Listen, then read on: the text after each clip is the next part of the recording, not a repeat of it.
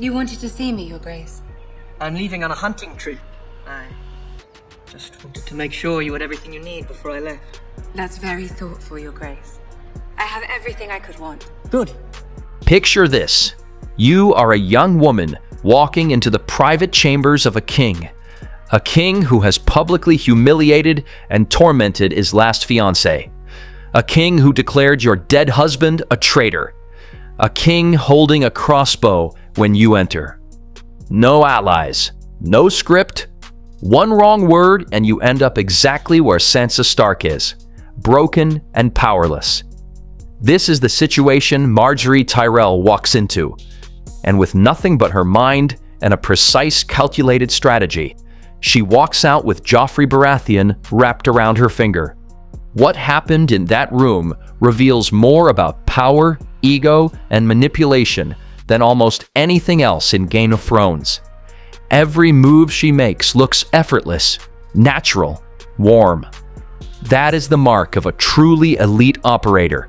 The strategy is invisible. Today, we make it visible. To understand how brilliant this is, you need to understand the position she is in before she steps through that door. House Tyrell has just saved King's Landing from Stannis Baratheon's invasion, and as reward, Margaery has been betrothed to King Joffrey. In practice, a death sentence waiting to happen. Joffrey is a paranoid, sadistic tyrant who craves control above everything. The moment anyone challenges his authority, even accidentally, they become a target. Sansa Stark learned this the hard way, playing the obedient, terrified subject, only for Joffrey to have her beaten publicly for sport. Margaery's position is even more precarious. She was married to Renly Baratheon, a man Joffrey branded a traitor. Is this what you want, Lady Margaery? With all my heart, Your Grace. I have come to love you from afar. Tales of your courage and wisdom have never been far from my ears, and those tales have taken root deep inside of me. Marking her as a potential enemy from the start. Cersei is poisoning Joffrey against her, threatened by Margaery's warmth with the common people. The knives were out long before she entered the room. So, she walks in facing a volatile, armed tyrant with reason to distrust her on three fronts: her husband's treason, her public popularity, and his mother's manipulation. She must neutralize all of it, alone, without appearing to try. The scene opens cold. Joffrey stands holding his crossbow. Not a casual prop, but a symbol. Violent, dominant, in control. He barely looks up when she enters. "I'm leaving on a hunting trip. I just wanted to make sure you had everything you need. This is not courtesy. This is a power move. He has important things to do, and she is an afterthought he has graciously remembered." He watches how she receives it. Will she flinch? Flatter him? Either confirms his dominance. "That's thoughtful, Your Grace. I have everything I could want." Simple, warm, disarming. She doesn't over-flatter. She doesn't scramble. In Joffrey's mind, a mind wired to hunt for weakness, the absence of anxiety is striking. Something shifts in him. Not trust, not yet, but curiosity. He presses forward, dropping Renly's name like a match near dry wood. How are you finding life in the capital? Must be quite a change after Renly's camp. A welcome one. A military encampment is no place for a lady. How are you finding life in the capital? Must be quite a change after Renly's camp. He's watching for a flinch, a flicker of discomfort, anything he can use. Margaery doesn't flinch. She leans straight into it. A welcome one. A military encampment is no place for a lady. She doesn't just accept the comparison, she validates it. His world is the superior one. The unspoken message, "I would rather be here with you." He hears the opening and springs his trap. And the bedside of a traitor, is that a place for a lady? A direct attack. He wants the fear response. She doesn't break, but she doesn't fight back either. I tried to do my duty as a wife. That is all. And the bedside of a traitor? Is that a place for a lady? Your Grace, I tried to do my duty as a wife. That is all. What was your duty to this traitor as you saw it? The duty of any wife to any husband, to provide him with children. You failed to do this. In a single sentence, she sidesteps the political accusation, reframes herself as an innocent bystander, and strips away any suggestion of loyalty or agenda.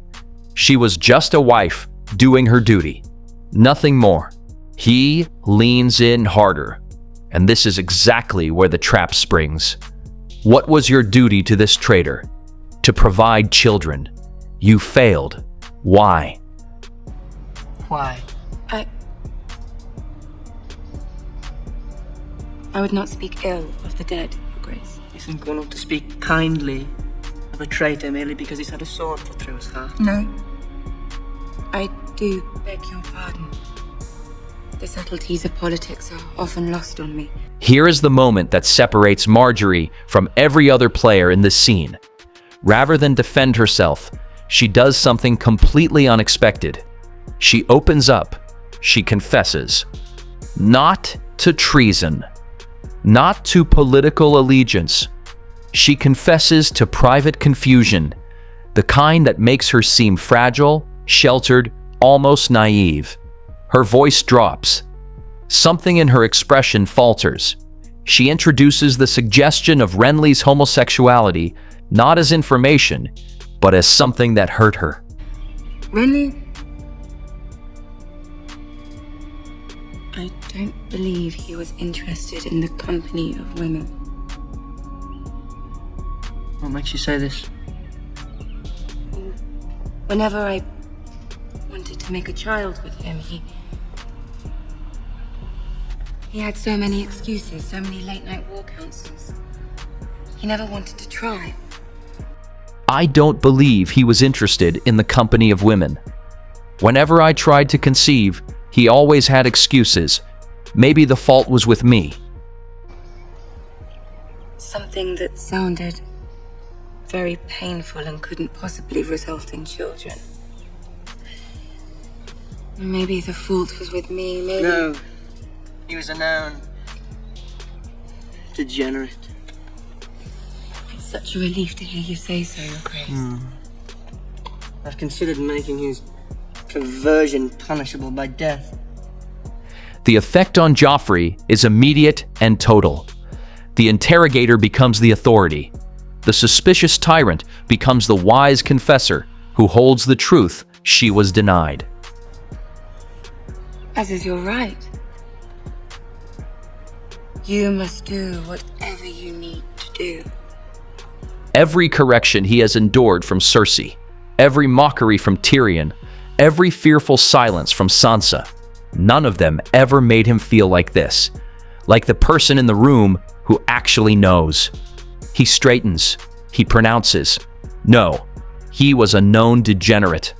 4 words, and Joffrey believes he just rescued her. He exhales her relief before she even says a word, because he already feels magnanimous. When she confirms it with a quiet, grateful look, the dynamic is sealed. He came into this room suspicious. He is now her protector. That shift from adversary to ally engineered in under 2 minutes. Now watch how quickly she moves. The interrogation is over. Joffrey is off his guard, basking in the warmth of his own authority. Margaery doesn't pause. She steps closer, her eyes dropping to the crossbow, her body language opening up, curious, eager, genuinely lit up. It's beautiful. Will you show me how it works? I've just had it made. Probably one of the finest weapons in the 7 Kingdoms. It's beautiful. Will you show me how it works? She doesn't just tolerate who he is. She wants to understand it. By asking him to show her, she hands Joffrey a role no one in his life ever gives him. Expert, teacher, the one who knows. His whole life he has been managed by Cersei, mocked by Tyrion, feared by Sansa. Nobody has simply asked to learn from him. The effect is visceral. He stands taller. He loads the bolt with pride. He fires. Anyone else would have smiled politely. Margaery laughs, openly, with unguarded delight.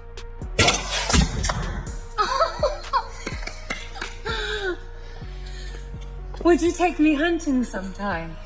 She applauds, not the careful performance of approval, genuine enthusiasm. For Joffrey, who has only ever watched people recoil from his violence, this is something new entirely. He isn't performing dominance anymore.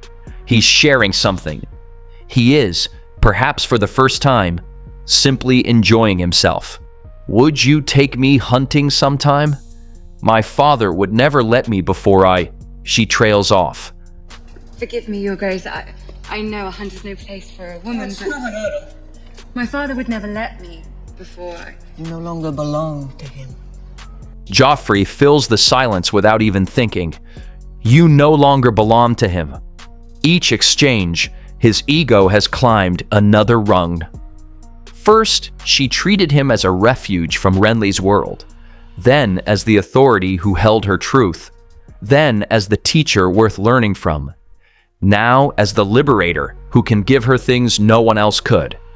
Every step has been Margaery handing him a bigger, better version of himself, and he has taken every one. He hands her the crossbow. They are close. The air between them has shifted completely, from cold suspicion to something warm, conspiratorial, intimate. She holds the weapon, studies it, and then says something no one in Joffrey's life has ever said to him. I imagine it must be so exciting to squeeze your finger here and watch something die over there. I imagine it must be so exciting to squeeze your finger here and watch something die over there. Everyone in Joffrey's life treats his violence as a problem. Cersei enables it, then panics. Tyrion mocks it. Sansa endures it in silent horror. Not once has anyone called it thrilling. His darkest instincts have always been suppressed, feared, managed, never understood. Margaery just understood them. She looked directly at the most disturbing part of him and called it exciting. In that instant, Joffrey doesn't feel monstrous. He feels seen. Could you do it? Could you kill something? I don't know, Your Grace. Do you think I could? She makes his opinion the only answer that matters, giving him the final piece of power, the right to define her. His ego doesn't accept this. It devours it. In one conversation, Margaery achieved what no one else in Westeros had managed. She dismantled his suspicion by reframing herself as a victim, then walked into his darkness and called it magnificent, making herself the one person who not only accepted his worst nature, but found it irresistible. The contrast with Sansa is stark. Compliance gave Joffrey nothing to push against, so he escalated. She was fueling the cycle she was trying to survive. Margaery gave him no cycle. She gave him a mirror, one that reflected back who he most wanted to be. Powerful, dangerous. Joffrey didn't just tolerate her after that meeting. He was invested. He wanted to impress her. A Joffrey who wants to impress you is a Joffrey you can steer. That is the genius of Margaery Tyrell. She didn't cage the beast or flee from it. She convinced the lion that she alone had ever truly seen him, and that in a world full of people who feared what he was, she thought it was magnificent.